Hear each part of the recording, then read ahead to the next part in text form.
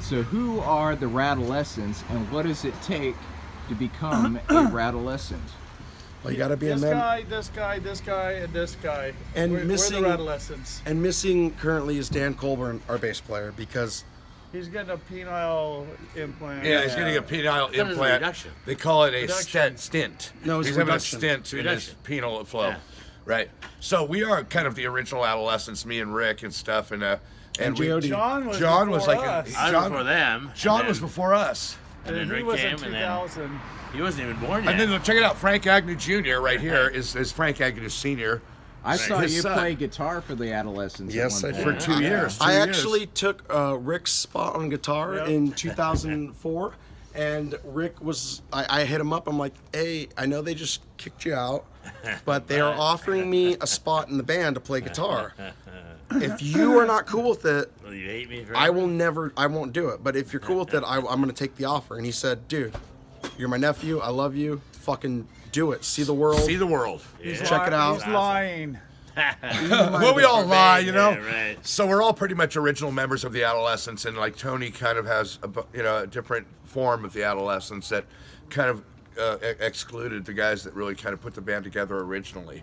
So now we're just having fun like a family of a crew of good friends that are playing music like we did back in the 80s. And it's better for the people. Adios, that's my Brandon, my homie. But it's better for the people because now they have two different acts, and they can go see. What their else you want to know? They can go see their favorite fucking songs with two different acts. And whether you decide to call yourselves the Radolescents instead of the Adolescents, what do you think about punk and hard rock bands that splinter and call themselves the same name as another existing band? Yes. Well, I was thinking more like they straight up, like Sham 69 and, like Do LA they have Guns. no originals now? Is that something like that? Yeah. That was kind of weird. Yeah, you got to have like at least like a high, almost all of the originals to make it make sense. Yeah, that you know doesn't what I mean? apply to us. Yeah, We got but- the guts, It the doesn't. songs. That's From what the I was time a saying. band gets together till the time they call it quits should be no more than 5 years. If it is, they should all be lined up and shot.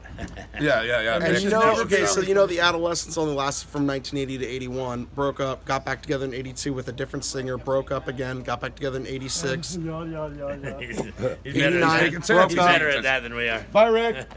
That's Rikk Agnew, ladies and gentlemen. No sound is heard from Unit 2 when there was once so much to do. Once green mansion, now it's wasteland. A days of reckless fun on through. Or have they just fucking begun? What is your fondest memory of Steve Soto? I used to work with him and Troy Ness, Mike Ness's brother, at Del Taco in Fullerton, right before we started the ads. And we had some good times with the girls from Rosary, which is an all-girls high school right up the road. They got us the jobs, and we just partied. It was a blast. What'd you guys do to the cheese? Well, we didn't personally do anything to the cheese. I saw things happen to cheese and various other And that's another episode of your show. That's a whole Who other blew thing. their nose into the tortillas? That was not me, and I will not. Was it Soto? You're not gonna say. I'm not gonna say. Some nasty shit happened at the Del Taco. It did. Still, it was a pretty good.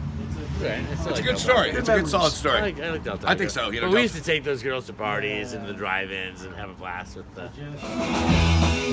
Nights of fantasies, the nights of fun, the nights of illustrating, the nights of violence, the nights of noise, nights ending in the best time until all the falls and falls.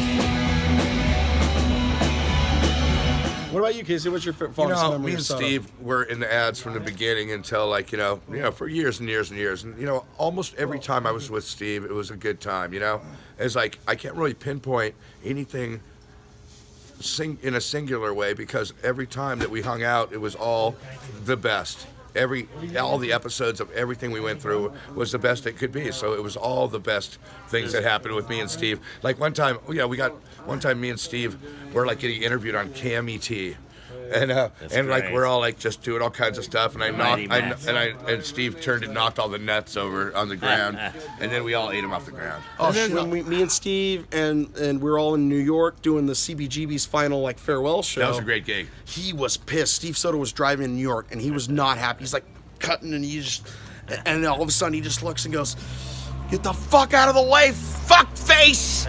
Freaked out. Yeah, and I'm like, "Fuck face." I That's a like great that. word, And fuckface. I'm like, Steve, dude, fuckface. That's a neat word. I'm always gonna. And he's just like, every time I get mad, people are fuckfaces. So that's an epic memory of that situation. In fact, that tour that we did with in New York at CBGB's, I bought Frank beers, and like no one was supposed to give him beers because he's 18. One of the first times So I I really got him hung out beers. with Casey, like bonded with him. Actually, Yeah, it was good. It was I a went fun up to him. time. I called his hotel room, and I'm like, "Hey, Casey, I know we don't like officially know each other. I know you met me when I was a baby and a few other times as a kid, but I got some pot. Do you want to smoke it? Like, can I come up to your room?" And he's just like, "Dude, absolutely." That was and, us. And then we wrote down, and I remember going up in the room, and he's just like, "Dude, I think DI's gonna play Amoeba tonight. What do you think?" And I'm like, "Well, yeah, of course, dude." Because it was a song we wrote for the Yeah. Adolescents, but we cross-referenced. So it was pretty cool because that night, Adolescents and DI both played Amoeba, and the crowd loved it. Yeah, remember all the babes, and we overflowed the bathtub, and it was draining into the bottom rooms. That was one of my first memories too. Was as I walked into his fucking hotel room, Casey had like 4 different fucking like girls that are all just like getting ready, and I'm like, It was awesome. I felt like I was in a Victoria's Secret shoot.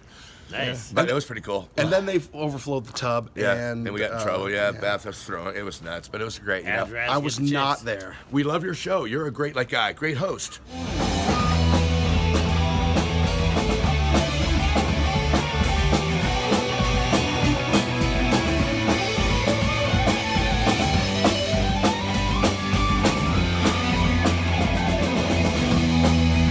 So like, the difference between everything is the Adolescents, in my opinion, was Steve Soto's band. He was the only original member to be in it throughout '80 to fucking till he passed. And in my mind, it passed with it. Adolescents were gone with him. So we're the Radolescents, totally different, and we pay homage to Steve. And my favorite song to play is his favorite song, "Kids of the Black Hole." Kids of the Black Hole, Steve's favorite song. Let's see. My favorite song to tour and play with has got to be. It's kind of freaky to say and stupid, but Amoeba will always be the coolest tune to play because everyone can relate to it, and it's a fun song. It's got a great melody, it's got a great chorus, it's got a great feel. It's definitely a sing-along. I think it's a sing-along, but Amoeba's, I think that's my favorite song. J.O.D.?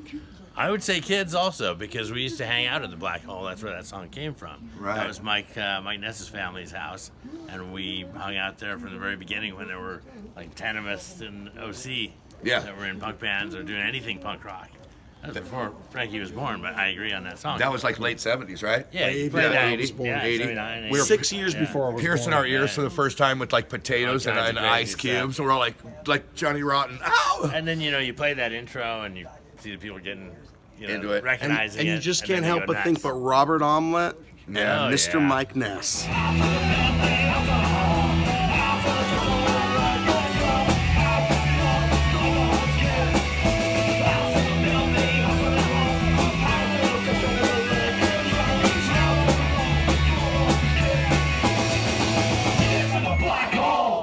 Okay, from the Radolescents to you, we thank you for all your support and friendships.